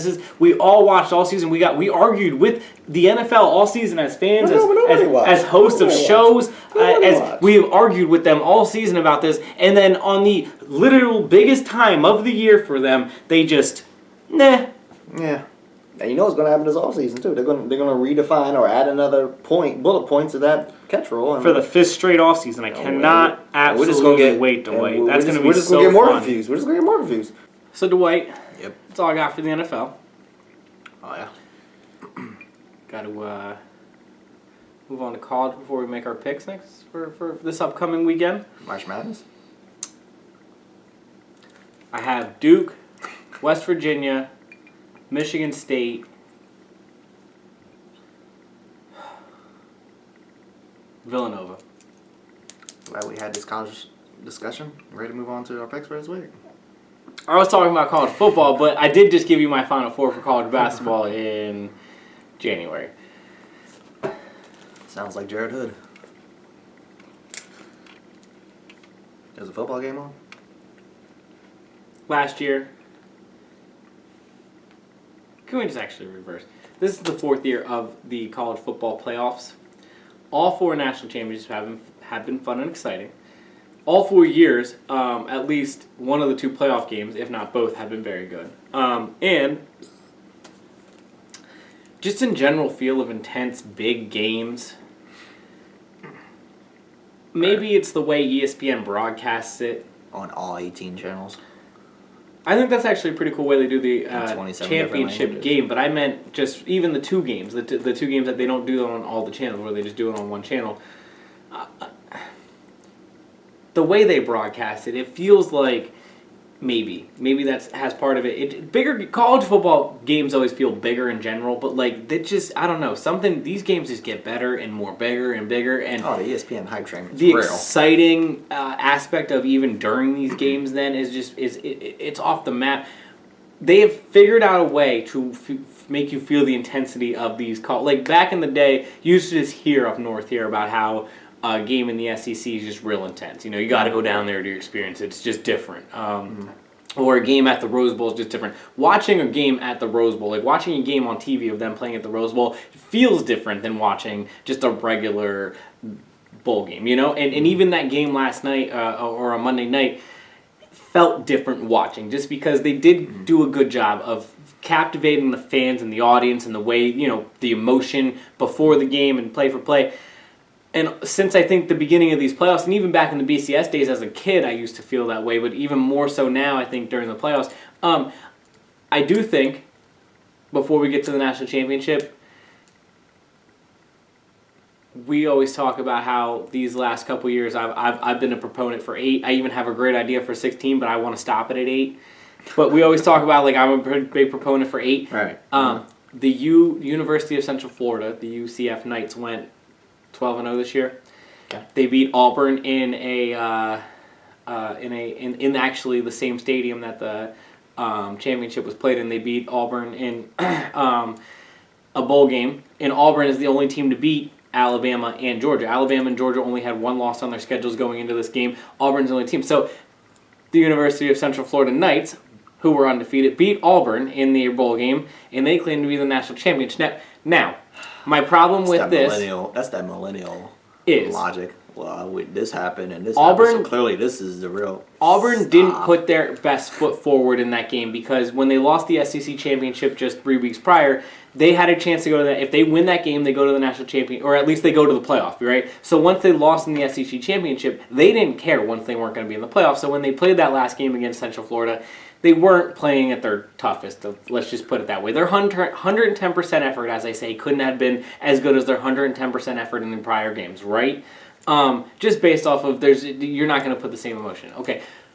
Still, kudos to Central Florida for doing what they were supposed to do and beat the SEC team and go undefeated. They held a championship parade for themselves. They put out T-shirts and they are claiming one national champion championship on their record. Was their parade better than Cleveland Browns fans' parade? Because I highly doubt it. Yes, actually. But Cleveland Browns fan was more funny. Cleveland Browns fan parade would have been more something you and I would have had more fun at. We would have been able to get drunk. Theirs was held at Disneyland. Or Disney World, I mean. Central Florida's was held at Disney World. It was very, obviously, just for, we won the national championship. They held floats. They did. Okay. So, here's my one thing. That's that millennial shit. That's that we get a trophy to bullshit. All right, ready? Are you ready for this? It is. Hold on. Hear me out. Okay, so... Because here's what I'm angry about. You beat up that guy over here. No, here's what I'm angry because I beat you up, that means I could beat him up. No, that's not what that means. I'm not even calling this a millennial thing. I'm agreeing with you that this shouldn't be... Take it seriously. It should not be. I'm very mad that this is the culture of college football from the culture of our society. No, this is the culture of college football though from years and years ago. So in 1946, the University of Alabama realized that in 1941 nobody claimed the national championship that year. They claimed the 1941 national championship now. Do you want to know their record and where they were ranked at the end of 1941? Hardly, because why do you even know this? They won 5 games that year and lost 6. They were ranked 20th in the nation, and they claimed the national championship. So they say they have 15 national championships. They only have like 6 or 7. 5 of them with Saban. I don't understand why you know the... Anyway. Point being is, University of Central Florida thinks they can get away with this because of things like Alabama in 1946 decided since there was no 1941 national champion, and they got away we're with the it. 1941 national champion. Yes, but University of Central Florida now, 20 years from now, will be able to say we are national champions. Are they really going to be saying that? Absolutely, 1,000%. Yes, this is how this goes. Is this in a record book somewhere? Alabama is claiming the 1941 national championship. I'm saying, so is this in some type of book now? Like official? Is it going to be? It's going to be in there. If it is, well, that's stupid. I guess it's no harm, no foul because it's only the school that does it. Okay, so the NCAA claims... I guess it's only a problem if it's more than just the school that is claiming it. The NCAA claimed... The NCAA, right, still doesn't recognize a champion for 1941, but Alabama still, when Alabama... So when ESPN comes on here and talks about Alabama, do they say that? They say they have 11 national championships, and that's not true. Okay, well then that's there's your problem. There's the problem. That's my point. But I'm saying in 20 years from now, ESPN might be going on TV saying University of Central Florida has 1 national championship, even though they don't. Well, that would just be bad. I don't want to say reporting, but yeah, bad reporting. Do you understand what I'm saying? Do you understand what I'm saying? That would just be bad reporting on whoever's part. Then is that good, bro? I was thirsty. Sounds like it. So. I just had to get that University of Central Florida stuff on my chest. That's nonsense. That's bullshit. Back to the game. It's one thing when fans do that nonsense and just roll with that, but it's a whole other thing when it's actually acknowledged by people that are supposed to be legitimate, and yet JD Sports can get a job. I'm just saying. Back to the actual national championship.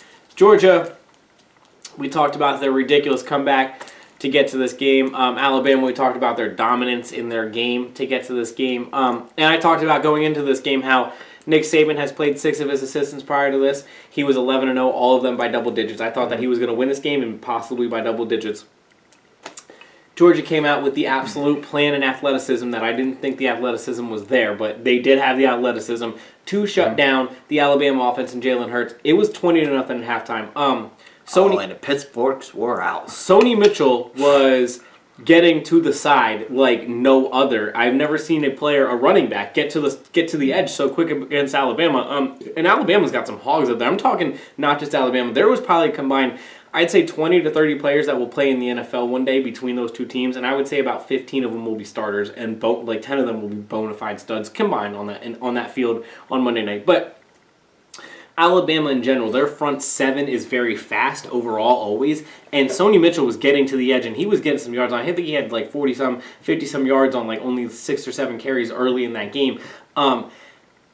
Georgia was up 13-0 at halftime. They ended up being up 20-7 at one point. At halftime, Jalen Hurts was only 3 for 8 for 21 yards. He did run the ball pretty well in the first half, but he was the quarterback for Alabama, and Nick Saban said it the last couple weeks, because he was struggling, that they were talking about going to a Tula... I'm going to mess this up. Tagovailoa? It's a very, very long... This is worse than just a sounded out situation. Though, we haven't done that in a long time. Sound it out. That was a great story. That was fun. You gotta say that story. We missed that one. I missed that. Those were the days. That was a all right. There was a DJ because we gotta tell the story now, and it's funny. There was a DJ. Okay, we're not gonna say who it is because we like this guy and we like his. A lot. He's a good DJ. We like him. Long story short, he used to do what was it, trivia. And he had a real difficult time saying Deion Sanders. I believe he pronounced it as Deanne Sanders. Actually, I know that's how we were looking at each other at the bar. I remember I literally yelled. I remember yelling, you mean Dion? I just remember, I don't remember if it was you or a collection of, like, and people started laughing. They were like, really? Oh, it was all of us, yeah. And then we went to, like, he had a history of just saying, just not being able to say basic certain things for no reason. So eventually we just started saying, sound it out. I don't know like who you said were instructed first, to do. But one of us said, sound it out. I think it was me because I got it from Cat Williams when he used to say, sound it like that's right. you were instructed to do. That's right. And then we just... Yeah. Anyway, so I made you to sound that out. It is Tag O Vailola. He really Tag O Vailola. I like that you sounded out. I don't even care now. Tag. Tua is his first Just name. call him T. Tua is his first name. Tua. His name is Tua. Teo?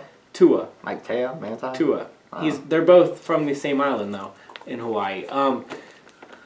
His brother plays for Notre Dame. Tua's brother plays for Notre Dame. I can't pronounce his last name. I've been trying to say this for years. This hasn't just started the other day. Like for everyone else, it just started the day after the national. No, I've been trying to say this name for about 2.5 years now, and I can't.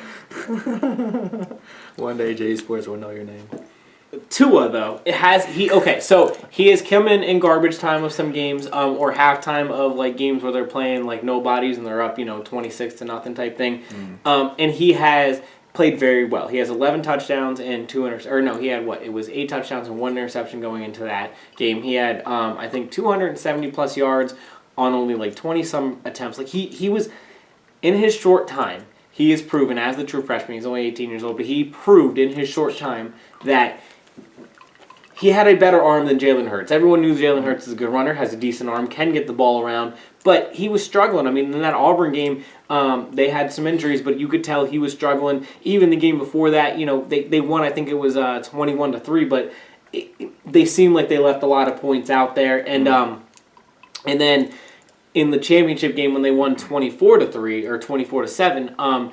He played well, Jalen Hurts did, and it was well enough that he didn't need to pull him. I mean, but it wasn't anything super spectacular. He didn't throw for over 110 yards or anything like that, I'm pretty sure. So and Nick Saban said that this was a thought of his for a while. He knew that he had in his back pocket somebody that if we can't get this going with Hurts, we can throw the ball around a little bit. And he talked about maybe doing that the last couple games.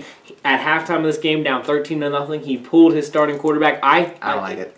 It's an unprecedented move. It was something that at halftime I was jaw dropped to see. I was very confused. I don't care that they won. I still don't like it. That's not the time. Could you imagine that happening in the Super Bowl? Like, no, you don't do that. Okay, so you and I agree. No, that's wild. That's wild.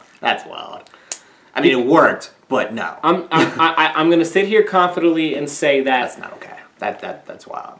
Good for them that it worked. There is 2 men in this world that can do that, and I will say I don't agree with this, but I don't even care.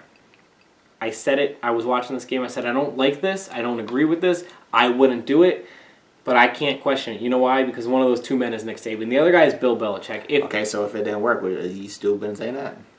Yeah, I said it. I said, look, I can't question it. I don't agree with it, and I didn't think it was gonna work. Dwight, I'm gonna be here on record telling you. I'm gonna be here on record telling you. When he came in, did not think they were gonna still win. I still thought they were gonna pressure for a kid. When they were down 13-0 and they put him in, I was like, they only need 2 touchdowns, so I could see where he's coming from. But I'll be honest with you.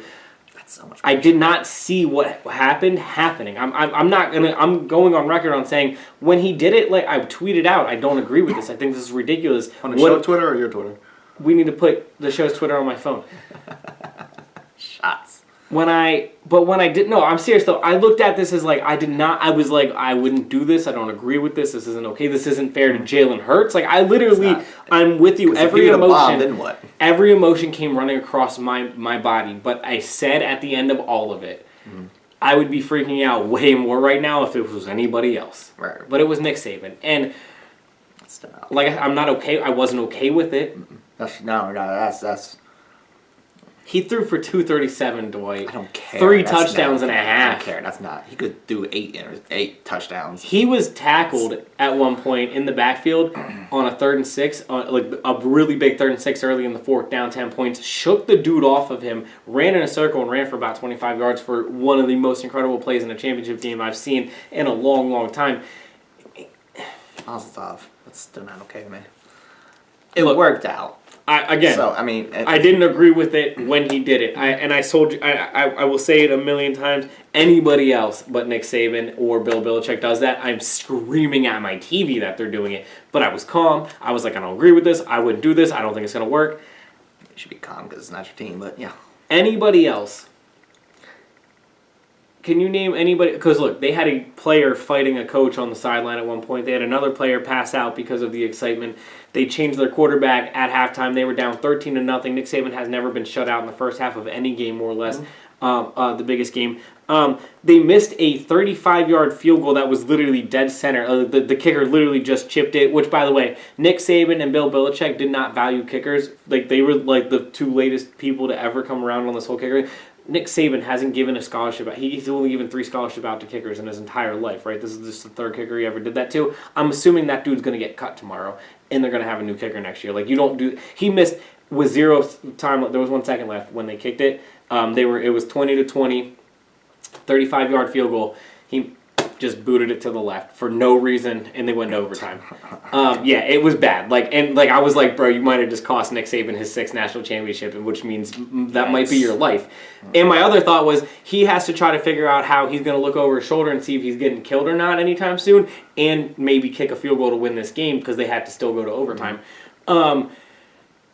They had, look, at 1st and 10 in overtime, down 3 in the first overtime. It was 1st and 10, a 16-yard loss by that true freshman. It was 2nd and 26 on the touchdown pass to win the game. Like, everything that could have gone wrong in this football game went wrong for Alabama, and they still won. He threw it still being a freshman, his 1 interception in this game, he called a run play and then didn't know it was a run play, so he actually threw the ball, and there was no receiver in coverage. He threw the ball to 5 different... There was 5 Georgia players standing in an area, and he just threw it in the middle like a jackpot, and they all just stood there. One of them caught it. The next play, though, an Alabama defender hits Jake Fromm's arm, and the ball goes bouncing off another player's helmet, and Alabama defender's there to pick the ball off, and they got the ball back, and 2 plays later, the kid made a ridiculous play to score a touchdown. Speaking of Jake Fromm, him, Sonny Mitchell, and Chubb, even though Chubb only had 40-some yards in this game, Jake Fromm's a true freshman as well, but Sonny Mitchell and Chubb came back. They're senior running backs. They're both going to be NFL running backs next year. We're going to know their names. Fromm is a freshman quarterback. Props to him, man. He came in the season. The Notre Dame game was his first game. It was the 2nd game of the year. Their starting quarterback got hurt. He only passed it like 6 times in that game, 7 times in that game. They ran mostly. They beat Notre Dame 20-19 in that game. Since that game, he's just done nothing but progress. It was 150 yards the next game. It was 200 yards the next game. He threw for 235 yards in this game. He threw 1 bad interception, but the other one was just his arm got tipped as he was throwing because his offensive line barely blocked anybody on the play. He had an incredible game against a really good Alabama defense. I am scared of Georgia in the future. Notre Dame plays them 2 more times. He's going to be there for both of those times. I think that he's just going to tear everyone apart.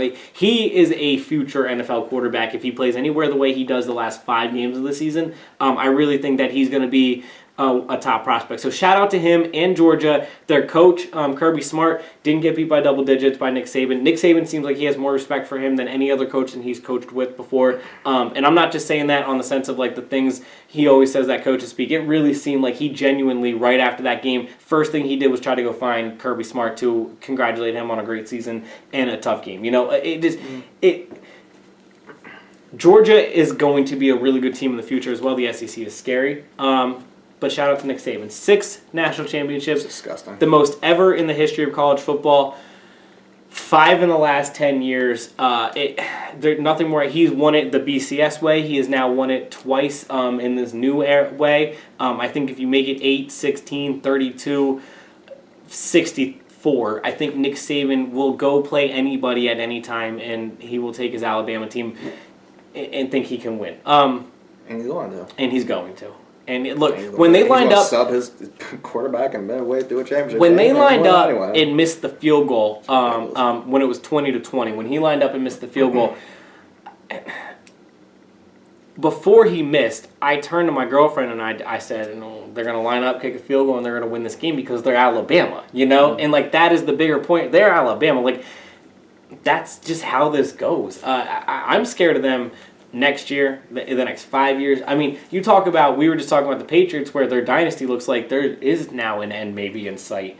Alabama doesn't look like they're going anywhere anytime soon. And Nick Saban looks like he has this down on lock, and it doesn't matter who's coaching with him. He has rotated coaches. We talk about the Patriots rotating coaches back in the day. And Alabama's worse. Every year that's a different coordinator, defense and offense. I mean, Kirby Smart was the only one that's been there with Saban. He was there with Saban. He was with them his last 9 years, 3 years with the Dolphins, 6 years with Alabama. But other than his defense coordinator, every year he has a new offense coordinator, and I mean the last 2 years he's rotated defense coordinator. So it doesn't matter who's with him. Nick Saban is that guy.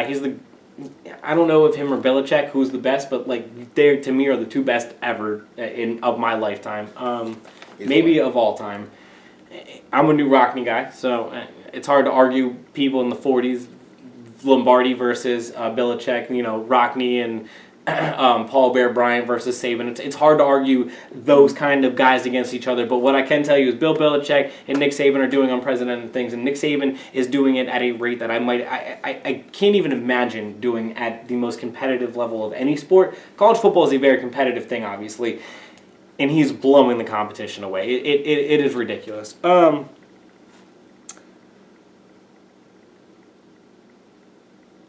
Blankenship, the kicker for Georgia, he's going to be in the NFL as well. He kicked a 51-yarder in overtime to make it 23-20, and then Alabama had the chance in their overtime, and they won the game. But I wanted to shout out to him, too, the kicker for Georgia. He has made himself a sensation, an internet sensation, but he's been kicking it from 68, they say, in practice, but he legitimately hit 5+ 50-yarders in games this year. He's incredibly good. He's going to be someone we're going to see in the NFL as well. For the next 30 years. Yep. Shout out to college football. Shout out to all of them. Shout out to Nick Saban. He was crying when he was holding the championship up. It was actually one of the cooler moments I've ever seen for Nick Saban because somebody like him who keeps everything bottled up, you could tell this meant more to him than anything possibly. Obviously, I mean, he can say he's the best coach of all time now because he has more championships than anybody ever has at his level. So this means probably more to him, obviously. More than he lets on. And I think he's just going to add. I think he's just going to add on to it next year. Go Irish. Good for him, I guess. Knock it off. Alabama should be the preseason number one. Who do you go with next year? Hurts, the guy who won 25 out of the last 27 games for you, or do you go with Tua, who had the best half of football that you've seen in 2 years? I don't know. You want to get your picks? Yeah. We're going to involve Dwight in this segment. Mm-hmm. I went 1-3 last week, Dwight. It seems like in the regular season, bro. I'm so good. I'm blowing the competition away in the regular season. I was up by 9 games on you at one point in the regular season. Last year in the postseason, that way though, but, No, it didn't. But last year in the postseason, you beat me. Yep. This year in the postseason, I am 1-3 so far. I'm 2-2. That's what happens when you bank on Cameron Jarrell. Loser. It's more like Case Keenum, or not Case Keenum. Nice try, Cam Newton did. No, who's the other one? Jared Goff, Alex Smith. Who would have thought? I mean, I picked them too, but yeah, our picks this week. So hard, yeah. I know they're gonna be off. We're gonna go. There's gonna be at least 2 games that when I pick them. In order as these things are played. Dwight, I work Saturdays. I'm gonna have to leave early on Saturday. I was gonna say, are you seeing this game, bro? Yes, sir. It's gonna leave 2 hours early. Must be nice to take off all the time. No. Let's see. Okay. Atlanta taking on Philadelphia. Which bird is gonna fly? I'm rooting for the Eagles. Do I need to say which one's gonna fly? Eagles defense hopefully makes some stops. Julio Jones is going to be hard to lock down. Matt Ryan doesn't play well in Philly, but he has a win. He is 1-3 in Philadelphia. So you pick Philadelphia, huh? No. I'm rooting for the Eagles. Why aren't you picking them? Why? I don't have any confidence. Nick Foles. But I mean, the Eagles, y'all got to buy. You got the hoodie on. I'm rooting for them. That's my squad. Go Birds. You got to pick them. It's the Fly, first game. Eagles, fly. No, I don't think they're going to win. Dwight got to edit that out. Dwight doesn't allow his nonsense. I don't think they're going to win. I picked the Falcons. I picked the Falcons as well. And it was extremely easy. It was extremely easy. No, it was extremely easy. Agreed. Your defense should show up and kind of contain it. I don't really think it's going to happen. It's not even going to be cold.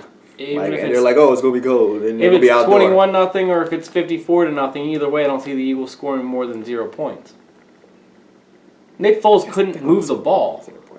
Nick Foles couldn't move the ball. I will be shocked. I'll be happy. But Nick Foles could not move the ball against Oakland or Dallas. Right, they're going to score. His last 17 drives are literally a combined 32 yards. Great white hope, huh? Tennessee taking on New England in the 8 o'clock slot Saturday. Mariota, Titans getting their run game back. No. Patriots fighting. I'm going to go to bed early that night and go to work early next day.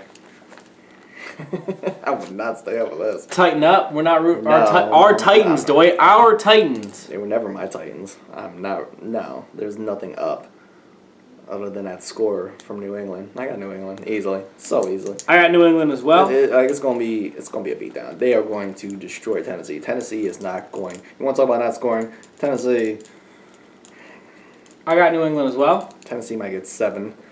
I'm being polite.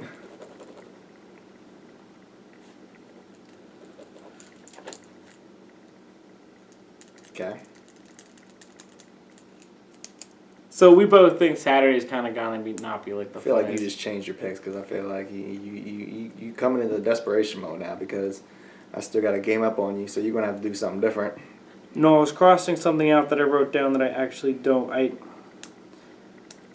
He originally picked the Eagles, and he was like, you know what, I can't. Was that what it was? No. It was a stat that I was actually thinking that. This is why analytics suck. Okay. So what happened was on the... Yeah, back to that. Saturday's going to not be real fun. For me, it's going to be a great day. I mean, hopefully I get to watch Brady have fun. but you're a Titans fan, so what you mean? Flip-flopping ass. Jacksonville taking on Pittsburgh in the 1 o'clock game on Sunday. Okay, who has less of a chance, Tennessee or Jacksonville? Tennessee. I was going to say, I said that like it was a real question, but you know what? Yeah, Tennessee has less of a chance. But Jacksonville doesn't have much of a chance because I look at it this way. They went up to Pittsburgh earlier this year. Remember this? Remember they had 5 interceptions? You remember that? And they dominated Pittsburgh. And they had this crazy big game. I just don't have it anymore. Let me put it to you this way. All the defense for the Steelers has to do is do their job. Ben Roethlisberger is not going to throw 5 picks again. The Pittsburgh Steelers will make sure that doesn't happen again. Ben Roethlisberger is. He threw it. Didn't he throw it 55 times in that game or something like that? Something like that. Something obnoxious. They will make sure that they don't get in this position again. I have the Pittsburgh Steelers winning this game. I honestly think that they're going to do it handily on the basis of they got embarrassed last time. They're not going to let that happen. Roethlisberger. All he's been hearing all week is 5 interceptions. 5 interceptions. Oh, yeah. I have the Steelers winning this one. You? Oh, so do I. But I'm sitting here looking at these 3 games that we were just talking about, and we keep saying talk about not being able to score. Jacksonville, all jokes aside on the other 2 games, Jacksonville, I do not think is going to score. Yeah, I mean, Steelers defense has holes, but the one thing the Steelers defense does is they bring the intensity. Like, they will be physical with you. They might get burned on the back end. Their linebackers might not be as good as you at times. They might even get pushed around a little bit up front at times. But the one thing, they will give you 110% effort every time, and all they have to do is do their job against, like you just said, Blake Bortles. This isn't Tom Brady here that I'm trying to say that they need to go out and do some miracle work against. They just got to stand their ground, which they can do, not give up 150 to Fournette, not let anything deep on the outside. Make sure you contain Blake Bortles. Easy. And let Ben Roethlisberger As long as he doesn't throw 5. Look, 5, not even just Ben Roethlisberger on 5 picks. Let's just go with the Steelers' offense, 5 turnovers in general. I don't see them getting more than 1 or 2 in this game. If they have 3 or 4 turnovers, they might not win this game. I don't see that happening, though. I think the Pittsburgh Steelers win on that basis. What were you going to say?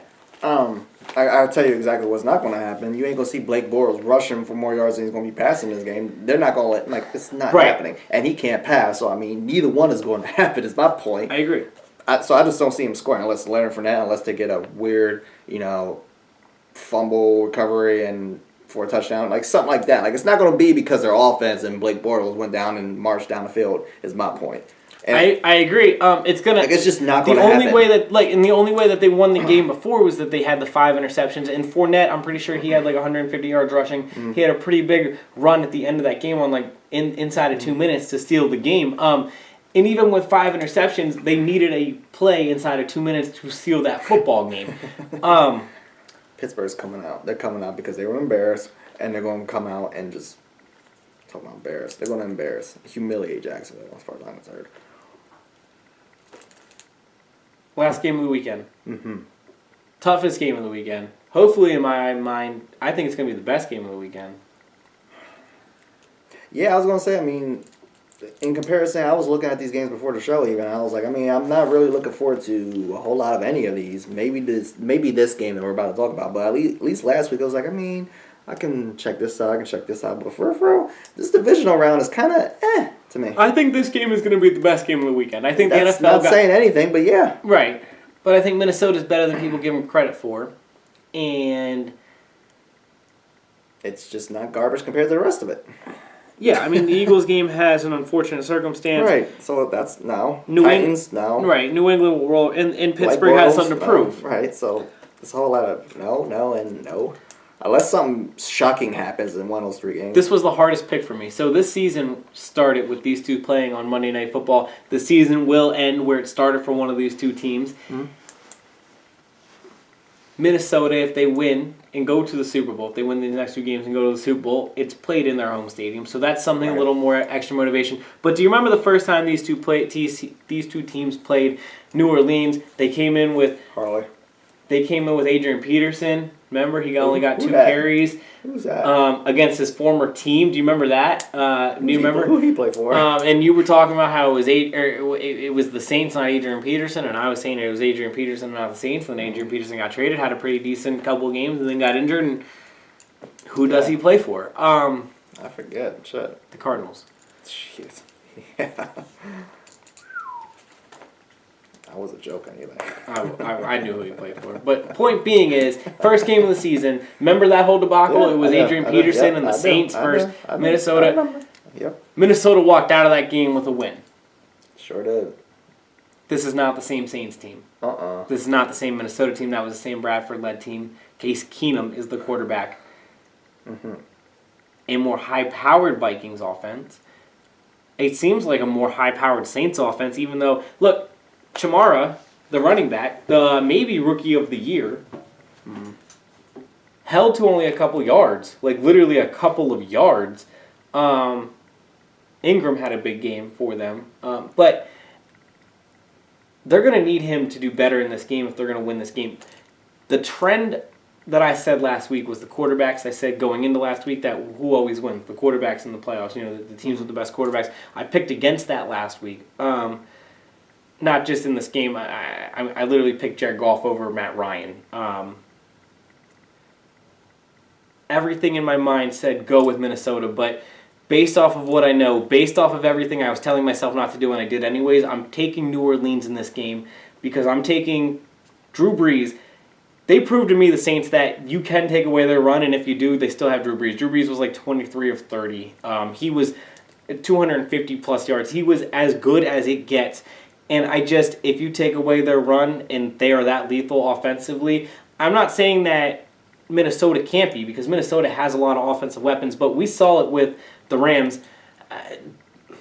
Haven't been there. No. That is as big of a factor as anything in this time. Case Keenum hasn't been there. Like I said, everything in my heart wanted to go with Minnesota. I feel like they might even be a more talented just roster. but that doesn't mean probably. that they're going to win this football game, and I have New Orleans based on that. I didn't like the way New Orleans closed out that game against Carolina, I'll be honest with you, and that was another part of why I almost picked Minnesota. But again, it's not just a bad sequence. It's not just a quarter that you have to look at. I'm looking at this overall. I think New Orleans can put 4 quarters together, and they would actually be hosting the NFC Championship if them and Atlanta win.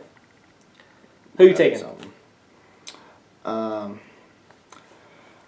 Well, I just can't be fooled again. I can't buy into a high-power defense that, again, hasn't been there before, blah, blah, blah, this and that. I don't care if they're at home or not. I'm not going to do that again. I'm not going to do that to myself. And I already said, you know what? I'm rooting for the Saints. I'm rooting for Drew Brees more so. I picked the Saints. The other end of this, excuse me. There's been no team that has hosted, no city that has hosted the Super Bowl, and that city's team has been in the Super Bowl. So it's not going to happen. It's hard to think that Minnesota is going to be that squad to do it with Case Keenum as the quarterback, right? No, I just don't see it happening. And I really don't. Do you want to see an Atlanta, Minnesota, or Philly, Minnesota? Ignore the Philly thing, but do you want to see, who wants to see that? In reality, the better option is New Orleans, Atlanta. No question. A million times over. That is the best because it's a divisional matchup. It's Matt Ryan versus... A million times over is better. It's Matt Ryan versus Drew Brees. You're talking 2 Super Bowl contending quarterbacks, 2 MVPs at one point in this league. You can sell that much more than any other scenario you can throw out there. They split the regular season, if I'm not mistaken. Things like that. I'm in the AFC. Could you imagine a Tennessee-Jacksonville AFC championship? That would be a joke, right? So obviously, could you imagine a Jacksonville-New England championship or a Tennessee-Pittsburgh championship? Either we are. As an Eagles fan, I'm rooting for the Eagles to be in the championship, but football fans are rooting for Atlanta and New Orleans, and they are rooting for New England and Pittsburgh because that would be probably the most heavy-hitting the most heavy-hitting championship weekend that we can possibly get. That's my favorite weekend of the NFL year. Whether the Eagles are in it or not this year, if it turns out to be New Orleans and Atlanta, even if it's Atlanta and Minnesota, I think I'll still be pretty excited. But I could see what you're saying on Minnesota and New Orleans has much more sex appeal, without question, than the other one. I mean, New Orleans and Atlanta. Yeah, that's what I meant. More than Atlanta and Minnesota does, or Philly and Minnesota does. Yeah, anything with Minnesota. Sorry, Minnesota, but no. Even Philly because of Nick Foles. Nick Foles is not going to make anything exciting. No. For anybody except Eagles fans. I understand. As an Eagles fan, I'm rooting for that. I am for sure. The same thing just like with the Patriots. Obviously. With the Titans, nobody wants. Right. There's nothing enticing about Tennessee versus Pittsburgh. But tighten up. And go Birds. No, and double no. Fake news. Till next week, Dwight? Till next week. One of us is still going to be ahead. It's going to be this guy right here. Did we make all the same picks this week? Yes, we did. No, that's all right. Gonna have to throw a curveball at me. I assumed you were gonna pick Minnesota, so I wanted to. I did, but